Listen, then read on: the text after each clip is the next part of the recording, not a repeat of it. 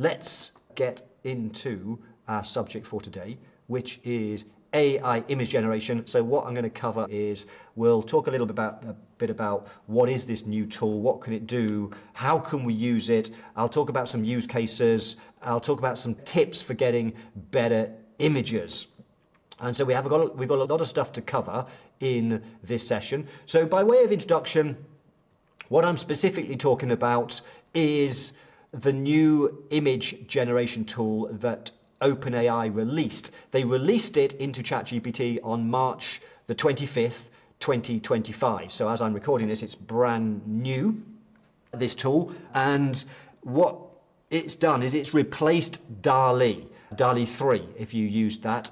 And I know many people who love ChatGPT also use DALL-E 3. The problem with DALL-E 3, in all the various tests and rankings of what is the best and worst AI image tools, DALL-E 3 came right at the bottom of the list. It was okay, but much better were tools like Midjourney, for example, was one of the best ones.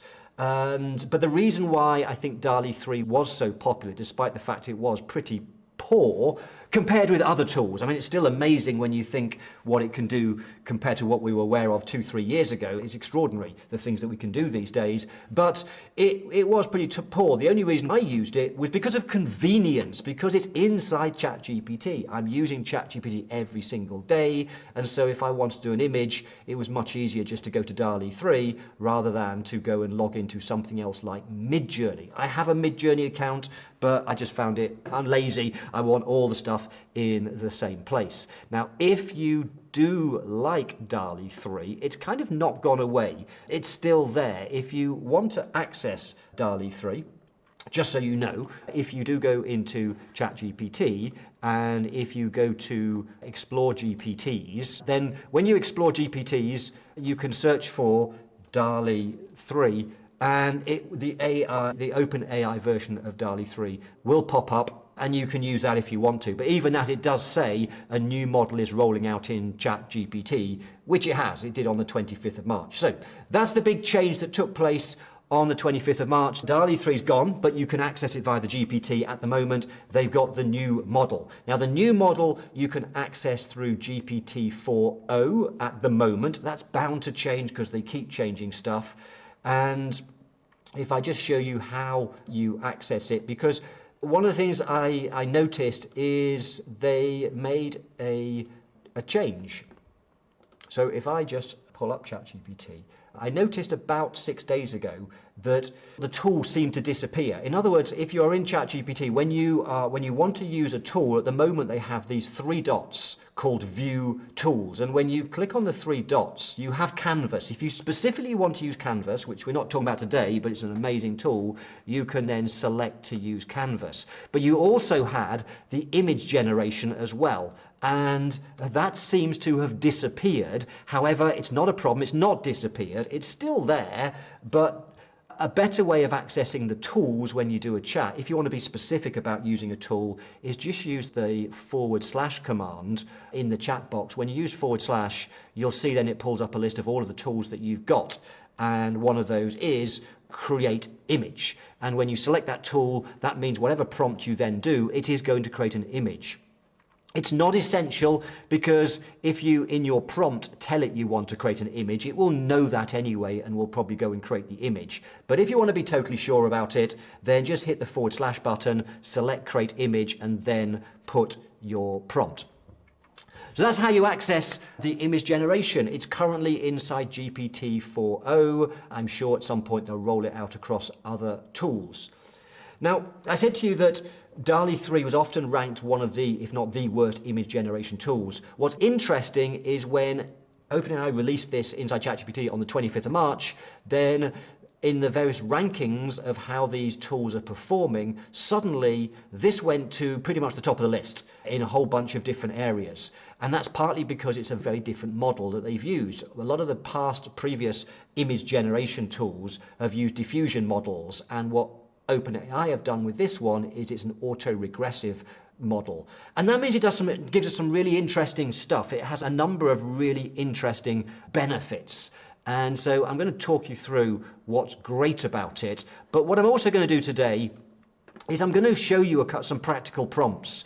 And I like to do prompts live because I think it's more fun than ones I've pre-done. The problem with, and one of the downsides of this new AI image generation is it's quite slow to create the images. It's not too slow, but it's sometimes a bit frustrating if you're doing something live. So what I'm going to do is I'm going to run my first prompt right now, and then I'll carry on and talk about some of the benefits. And then what I will do is we'll come and have a look at what it does. So I'm just going to go back to ChatGPT. So I've already selected create an image. I did the slash, and I'm just going to paste in a prompt here. And so I want to create an image of the concept is the trust accountant in the AI age. I've got in here the size. I want it to be widescreen. I want it to have a central figure, a confident accountant or bookkeeper standing in a modern office environment. I've got the background as a subtle blend of tech elements. I want on the left side overlay, I want a translucent checklist labeled 5 essential use cases with tick boxes. I want some icons on the right hand side. I want a color palette that's maroon, white and gold accents. And I want a headline of get more out of AI and save time. And I want a sub-headline of use cases for accounting firms. Okay, I'm going to come back to that and I'm going to explain some of the things that I've done in that particular prompt. But what I'm going to do right now is I'm going to send that. And when you do that, you'll see that it says getting started and it's starting to respond. And it takes, I think, usually about a minute. Anyway, we'll come back to that, okay? We'll come back to that in a little while and see how it's getting on. So what is great about this new model inside ChatGPT? Well, one is the fact it's integrated already. It's inside the tool that we're already using, which makes it super convenient for us. Second thing is the conversational refinement, and I think that's partly because they've used this auto-regressive model. That means that we can have a conversation like we've always done with ChatGPT, and it will not just take the prompt that you've posted, like I've just done the example, but it will actually take into account all the previous things in your conversation. So you could make the image the last thing you do as part of a conversation. For example, you could ask ChatGPT to give you some ideas on how to improve your website. You could upload an image of your website or give it the link to your website. You could ask for ideas for how to improve the website. You could have a conversation with ChatGPT about different things to improve on the website. And then when you're done with all that conversation, you could then ask ChatGPT to create a redesign of the homepage of your website. And it does a really cool job with that and will take into account the things you've had in the conversation before that. So I find that really powerful, this conversational refinement. The next thing that it's pretty good at is reasonably consistent character rendering. So if you've got a particular character, an image of yourself or something, it can create that and then you can have that being consistent in subsequent images. You can also upload reference images. So you can ask it to use a reference image that you upload and use that as a guide towards the style, the layout, etc. Of course, one of the things that we can do is you could upload an image of yourself and ask it to recreate the image, but with you with a different background, for example, or you wearing a hat. Now, it's not perfect. When it then does the image, it won't look exactly like you. What I've found is that some people seem to have a face that AI can replicate better than others.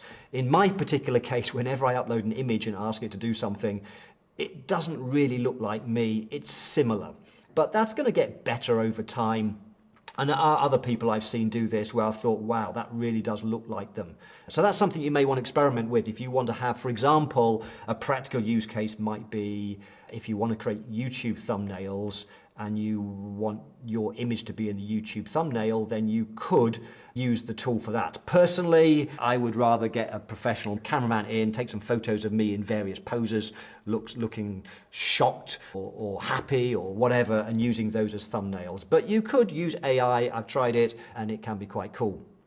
I think that, but here's the biggest thing. The biggest thing that ChatGPT is good at is text. So one of the big problems in the past with all the tools, even things like Midjourney, is they made spelling mistakes. When you got text on the image, it wasn't always right.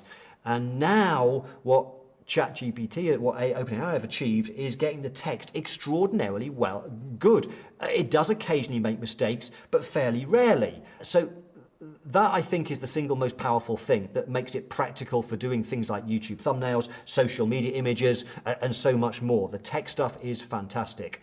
And then also what we can do is we can further enhance images, and I'll show you that now because I've just noticed out the corner of my eye, it did do a little while ago, it did do the image. So here is the image that I've got, and the first thing you'll notice is the text is all correct. 5 essential use cases, get more out of AI and save time, subheading use cases for accounting firm owners. And that's exactly what I asked it to do in the prompt. I wanted, on the left-hand side, I wanted a translucent checklist labeled 5 essential use cases with a few ticked boxes. It's done exactly that. I've asked for the headline of get more out of AI and save time. It's done that. I've asked for a sub-headline of use cases for accounting firms owners, and it's done that. And as far as I can see, that's perfect. And if you were to look at the rest of the prompt and compare it to what it's done exactly what I wanted, which I think is really cool. Now, of course, to get exactly what you want, a lot of the skill here, which I'll come back to later, is down to the prompt engineering. It's how you craft your prompts. You'll notice that was a fairly long prompt I did, because one of the things I've been exploring is how can we craft better prompts to get exactly what we want and to get consistency in our images, which I think is really important for us as professional firm owners if we're going to use it for things like websites, for slides, for social images. Then we want things like our branding reflected. These things are important if we want to do professional images. So I think that's pretty good. But let me just talk about the further enhancement, because what we can then do is, having done an image, what we can do is we can then have a further conversation. We could say to ChatGPT, yeah, that's great, but can you redo that with a different type of color? Or could we change the text? And you can absolutely do that. But even more precisely, what you can do, if you click on the image itself, as well as being able to save it, you can download the image, you will notice that you've got a little select icon. And also at the bottom, you've got a little prompt where it says describe what you want to add, remove, or replace. So at this point, you can specify now what you want it to change, and it knows it's referring specifically to that image. So this is more reliable than starting another prompt later on. But even more powerful is this select button. So let's say that you wanted to put some sunglasses on him, then on this person. What you can do is you can draw over the area and then say, turn these into sunglasses. And this just creates more clarity because it knows exactly which area of the image you want to change. It then won't change anything else pretty much. Sometimes there's subtle changes, but usually it's the same image, but this case with sunglasses. And I could run that and it will go and do that. It just won't happen very fast. So let me carry on. We can perhaps see what it does in a short while. So what can we do in our businesses, in our firms? How can we use this tool? What are some of the use cases that we've got? Well, some of the obvious ones are social media posts, and I'll show you some examples of that in a short while, some of the cool stuff we can do with social media posts. You can also use it for creating presentations. If you want to create, for example, templates for a slide deck or images for a slide deck, that's really useful. If you do presentations, if you want to create slides, then it's a fast way of creating images. I think one of the things I love it for, and I'll show you in a little while an example, is if you, as part of your marketing, create content. Let's say you've written an ebook and you want to put in your social posts, you want to put in on your landing pages, you want an image of that ebook that makes it look like it's a real product, then you can do exactly that with this tool. As I mentioned earlier, you can design your web pages or get it to give you some updates on your web page. There are so many really practical things that we can do with this tool. It is absolutely extraordinary. So I think you can now see what I think is really cool about this is it's almost the same image, apart from we've gone from glasses to sunglasses. Now, it has made some subtle changes, as I said. The face is just a little bit different, but Probably because where I drew the little thing changed the face as well when I did the select tool. But if you look at it, the text is the same, the logo's the same, the background's 99% the same. So that ability to select just one little piece of your image and get just change that and leave the rest, I think is really powerful if you're starting to fine-tune your images.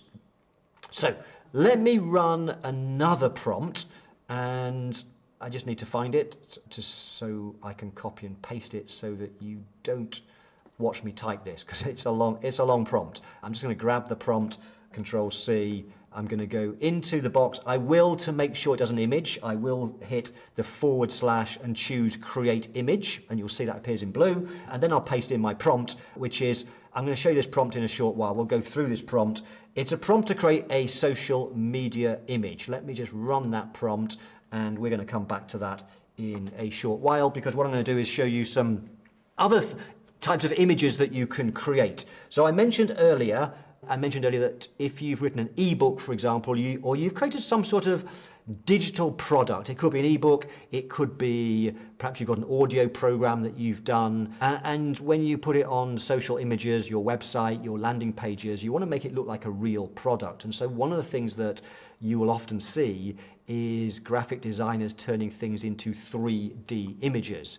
And so I know this is quite small on the screen, but one of the things that I created some years ago was I did a benchmarking report for the accounting profession, which was all about, I'd researched and benchmarked accounting firms on how much they price for different services. And I created a detailed research report around that, and I, at the time, turned that into a product, and my graphic designer designed it and made it a 3D image, which you can see on the screen, that little 3D image.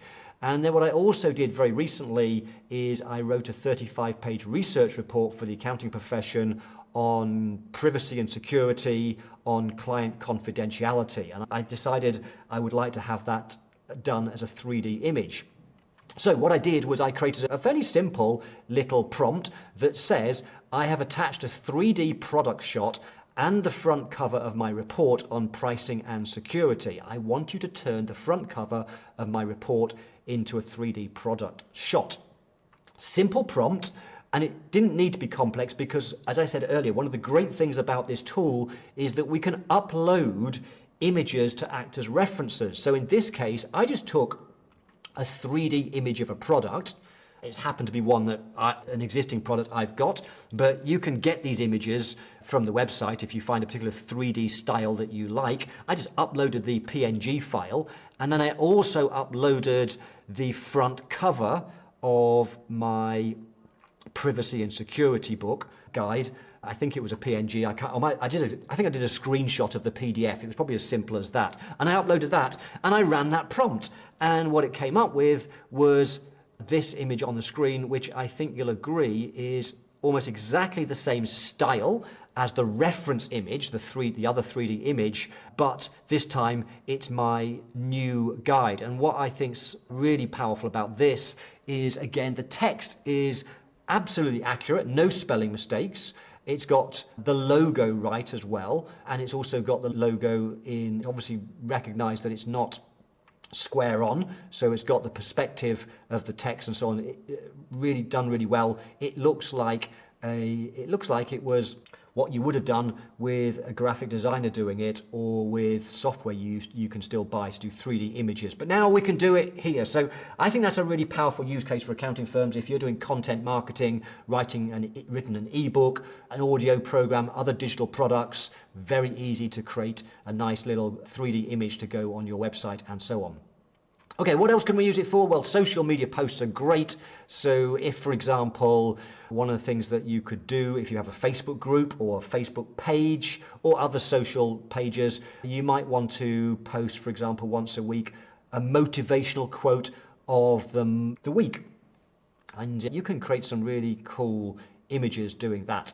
What else could you create? One of the things that you can do is, it's really good at creating photorealistic images. For example, if you're creating a brochure for your firm or you want images for your website, then now you can create them really quickly inside ChatGPT and nobody will really tell that they're AI generated. Now, my view is that when you have a website, and you have images on your website, I've always hated stock footage. I think that when you do a website, the images should be of you and your team, because people buy from people. I'm not a big fan of stock images, but there is a place where you might want to use them. But what I did want to show you about this particular image, and one of the things it can do really well, is when I created the prompt for this image, I also uploaded the logo for the Value Pricing Academy, and I asked it to put it in the image. I kept it really vague. I didn't say where to put it. I just said include it somewhere. And as you can see, it's put it on the wall. And what I like about this is that, again, it's got the perspective pretty much right. It looks like that is the logo painted onto the wall. There's no spelling mistakes. You'd be hard pressed to know that was AI generated. So one of the things that you might want to do when you're doing images for your accounting firm is upload your logo. It's not perfect every single time.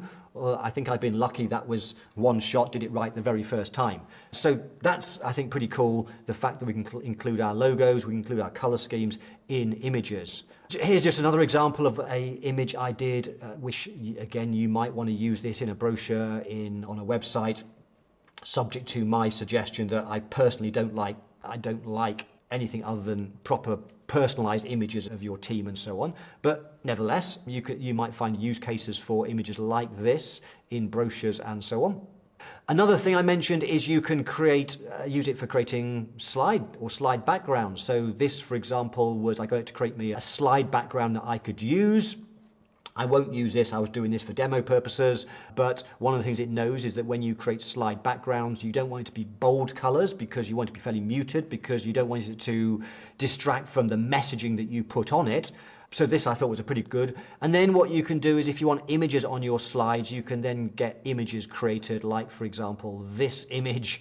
And one of the things that, if you're creating images to go on top of your slides, one of the things that you can do, which is really cool, is you can specify that the image needs to have a transparent background, which basically means that this particular image, I can put it onto the slide and it's got the slide image coming through. I could put it anywhere I want. Whereas if it was a plain white background, you'd have a big white box sat on top of your slide background.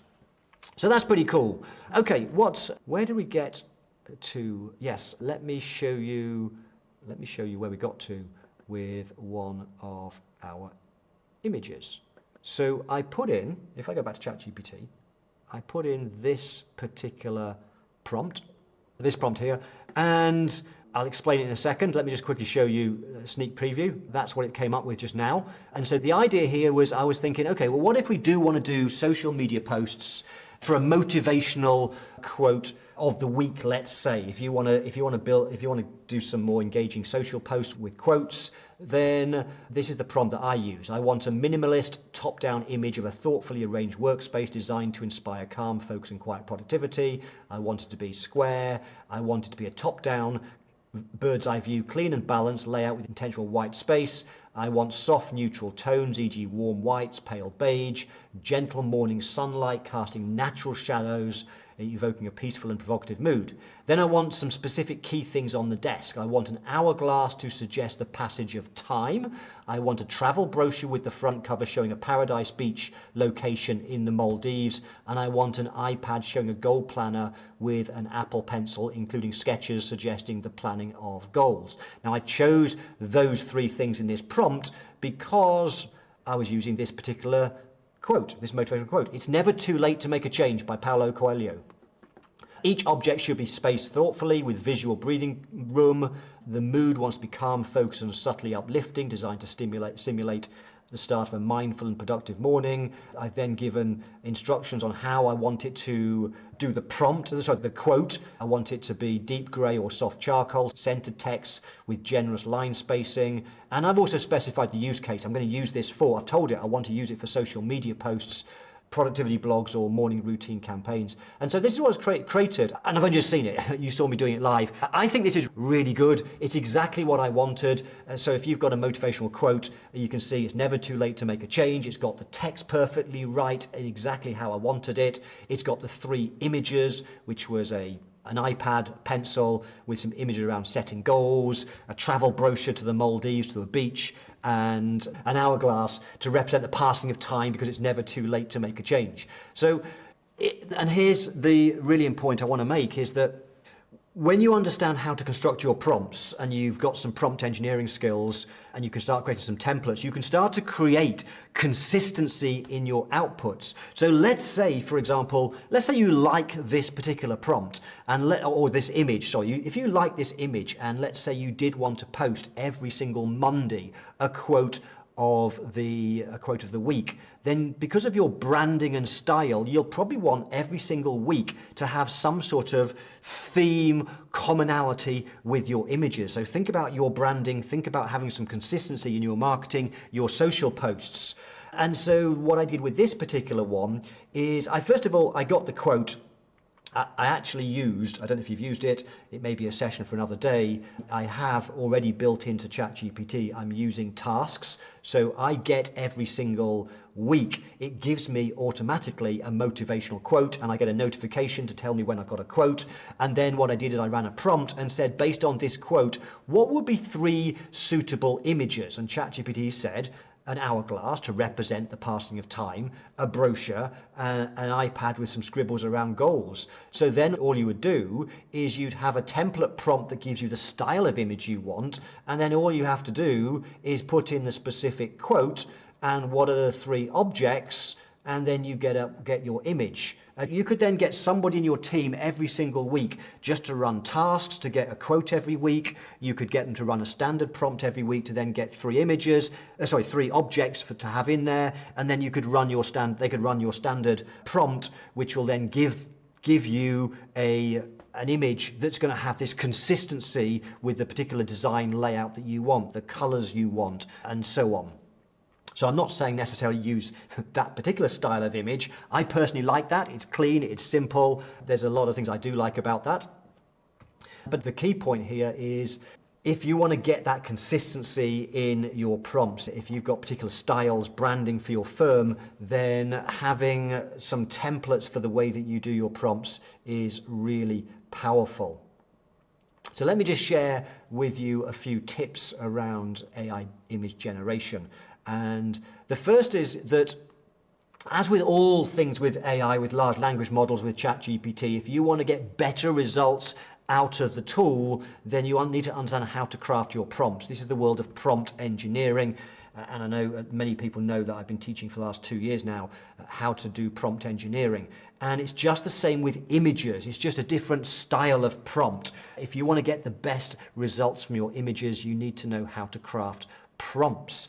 And about 1.5 years ago, I started playing with Midjourney. I bought some courses on how you craft prompts in Midjourney. So when this tool came out, the first thing I did was went back to all my notes of how to craft prompts in Midjourney and then just tested them out to see to what extent they have to be changed for this particular tool with ChatGPT. And so when we're creating our prompts, if you want to get some consistency in your outcomes, then there are a number of things that we need to think about and specify in our prompts. For example, you need to understand what are the different types of image styles and what image style are you looking for. There are dozens and dozens of styles, for example, and different styles for different purposes. So for example, if you are doing a hero shot on your website, or an image in a brochure, for example, then you might want a photorealistic image. That's a particular style and one that I tend to use quite a lot. But even with a photorealistic image, there are things that we can do that we can specify to get a particular type of photorealistic image. And this helps if you understand photography, have some skills around different types of film, lenses, and so on, because when you understand that, we can be very specific in our prompts as to exactly what type of photorealistic image. But there's more than just photorealistic. We can have things like flat images. We can have cartoon style images. There are so many different cartoon styles, Lego, and many more. So there are lots of different styles of image that we can create. You need to understand that because then you can specify in your prompts what is the most appropriate style for the thing that you are looking for. Sometimes it might be photorealistic, but sometimes it's not. If you're looking to create, for example, a social post, perhaps you want to create an infographic, then a different style will be more appropriate. You also need to understand aspect ratios. So that's the size of the image, if you like. If it's a PowerPoint presentation, that would be 16 by 9. If it's a social image, very often they are square. And so if you want to have some control over the size of the image, then put the aspect ratio in there. Now, unfortunately, one of the things I'm finding is that it doesn't always follow exactly. You can't really fine-tune exactly what the aspect ratio is.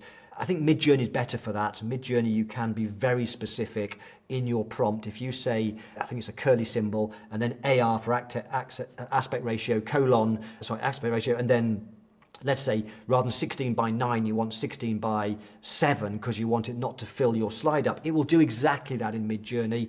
In ChatGPT at the moment, it approximates it. And so you might want to simplify it by just saying widescreen, square, portrait, for example. I'm finding that if I say 16 by 9, it will do that, but if I want a 16 by 8, it doesn't do that exactly. Nevertheless, it'll get better, no doubt. You still have an element of control. Just make sure your prompt is specific. You also want to be specific about things like the text that you want. Think about other things to specify, and I showed some examples earlier. Things like the color palette, things like the mood that you're looking for in the image can all impact on the image that you are getting. So you need to understand how to create image prompts. You need to understand, if you want to get the best out of it, all the different elements to build into your prompting. And then what you want to do is to create consistency. I strongly recommend you start building prompt templates. So you will probably, once you start to realize that you might want to have a particular style for your social media posts, you might want to have a different style for your website, for example, you might want to have a different one for PowerPoint images, then start to build up a library of prompt templates where, like the one I showed you earlier, where if it's a motivational quote of the week, you have the template and then all you do is change some specifics like the objects or the text, but the rest of it, it'll keep that style, it'll keep that color theme and so on. Okay, let me just show you one more final example and then we will wrap up. So I did this one just a few days ago and I used a prompt for this particular one, and the reason I did this is because I did a course a week ago, 55-minute video training for accounting firm owners on all about privacy and security, because this is a big issue. I think that probably, I suspect most, I'm going to guess 90% of accounting firm owners using ChatGPT are probably unwittingly falling foul of professional guidelines and breaking the data protection rules. We have to be really careful about what we do put into these AI models, particularly accounting firm owners, because of client confidentiality. So I did this course to talk about what the problems are, but also the strategies and tips on how to make sure we don't fall foul of the professional requirements and don't fall foul of data protection laws.